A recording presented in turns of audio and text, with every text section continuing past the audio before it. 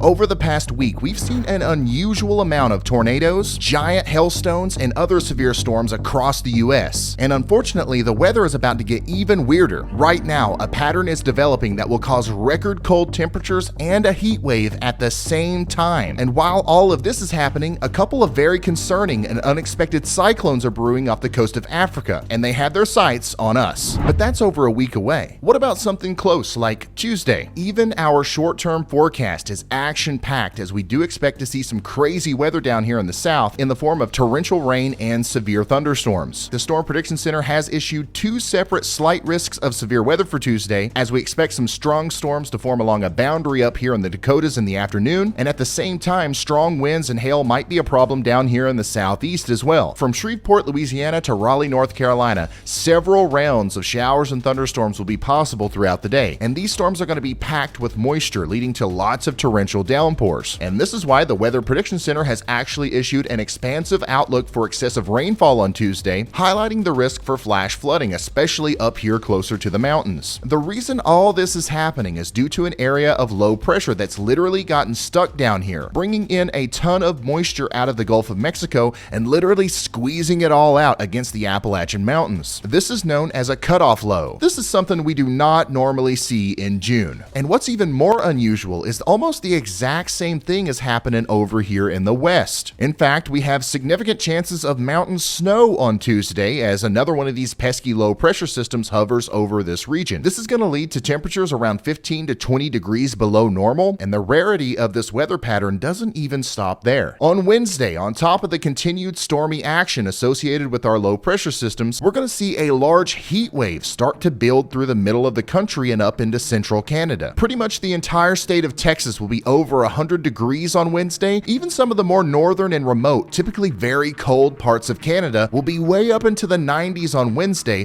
while the forecasted high for Atlanta, Georgia is only 75. A setup like this is actually perfect for organized clusters of thunderstorms that start small and march across the plains, getting bigger and bigger as they munch up all the heat and humidity. We call these guys mesoscale convective systems, or MCSs for short. The slightest little disturbance in the jet stream, or even just a bit of cold air coming off the Rockies, can kickstart a thunderstorm, and then the cool outflow from that thunderstorm wedges underneath the warm air out in front of it, and that causes more thunderstorms, and the cool outflow from those storms do the same thing, and the cycle repeats over and over again like an expanding bulldozer that takes down all the storm fuel as it progresses. On top of that, these nasty little boogers are hard to forecast. The fact that any small thing can get these guys going makes it hard to pinpoint where they will start and how long they will go. Anybody and everybody should be on the lookout for fast-moving lines of severe thunderstorms on Wednesday, especially in this area. And this will continue into Thursday as well, as more storms are going to be possible in a similar corridor in the plains, while our cutoff low continues to dump a ton of rain in the southeastern US. Just look at this animation that shows how much rain we're going to see through Thursday. You can clearly see how this cutoff low is going to be dumping an incredible amount of water in this one area. This is certainly going to lead to flash flooding, especially along the southeastern side of the Appalachian Mountains between Georgia and Virginia. But all this is actually just the beginning of the very concerning and unusual bout of inclement weather we're about to get into. What's getting ready to happen this weekend into next week could end up being one of the bigger weather stories we cover this entire month. So things are going to start getting really busy here at the Weather House. We're going to be sending a lot of emails and collaborating a lot, so it's vitally important that we write smarter, clearer, and with the correct tone when we are developing our forecast and live stream plans, which is actually the perfect segue into today's sponsor, Grammarly Go, unlocking your creative potential. Y'all, storm season is coming up, so it's important to be able to communicate with your friends and family clearly and concisely in case of an emergency. And that's why this sponsor, Grammarly Go, is so important. Grammarly Go's personalized AI communication assistant helps you translate your complex ideas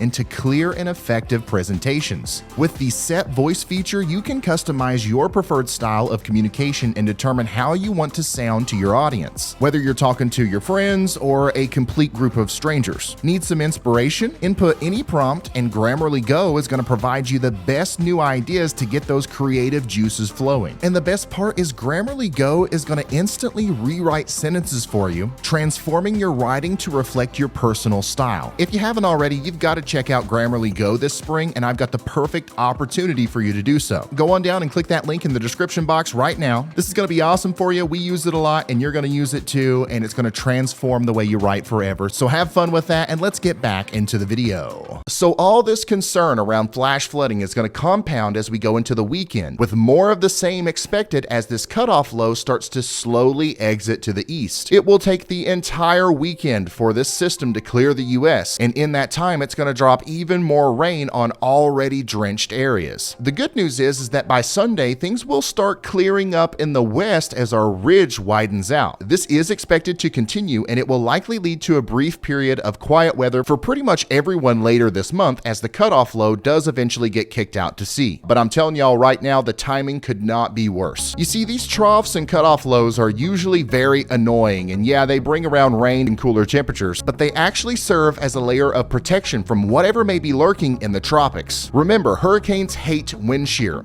and one of the things that often goes away whenever you have really nice weather is wind shear. So if we do get a nice big high pressure ridge forming over the country later this month, the doors are going to be wide open for any tropical system that may want to make its way into the US. But it's only June. We don't have anything to worry about yet. We should only be concerned about this in July, August, and September, right? Wrong. You see, right now, another very weird and unusual weather event is unfolding in the Atlantic Ocean. The Atlantic Ocean is roasting. These extremely anomalous sea surface temperatures in the Atlantic are fueling tropical systems all the way out by Africa. Once again, this is not normal for June. But since the waters are so off the charts warm, every single wave that comes off of Africa right now has the very unusual and early ability to become a hurricane as it approaches the main development region. In fact, this is happening right now. We currently have 2 waves being watched by the National Hurricane Center, and it's very likely that one of these will become Tropical Storm or Hurricane Brett. Here's an up-close look at the leading wave. This is the one that's most likely to take the Brett name, and right now most of the model data continues to intensify this storm and push it towards Puerto Rico. From there, we are really not sure exactly what's going to happen with it. If it continues to the west and it makes it into the Caribbean, there's a chance that it gets even stronger as the sea surface temperatures are even warmer over there, and this would actually put it dangerously close to the Gulf of Mexico, where once again it could get stronger as it heads towards the mainland US. However, some of the models are showing this storm drifting to the north as it approaches the Lesser Antilles. This would push it up into the north central Atlantic Ocean, which would be a best case scenario because it would just kind of fizzle out up there before it actually got to any major landmass. But it's far too early to hyperanalyze any of this right now. The key takeaway here is that what we are learning is concerning. These tropical cyclones should not even exist this time of year, let alone be thriving and potentially threatening the US. Of course, this does not mean that we're going to be on the verge of a hyperactive hurricane season. Things could definitely change as we go forward, but this is very concerning as it may be a sign that we do end up with stronger and more frequent hurricanes this year compared to our initial forecast. If you live anywhere along the coast, I would be getting my hurricane preparedness plans in place right now. If you haven't already, it's probably a good idea to subscribe to this channel with notifications on so you get all the latest updates, including live streams, which we will be doing for the entire duration of any major hurricane landfalls here in the US. I want to give a huge shout out to all of our channel members and anybody who has donated to our nonprofit, the Y'all Squad, over the past few days to help us provide disaster relief to tornado victims in Mississippi and Texas and Oklahoma. Y'all are awesome, and I appreciate you so much. Okay, that's all I got for you. I'll see you in the next one. Goodbye. Ooh.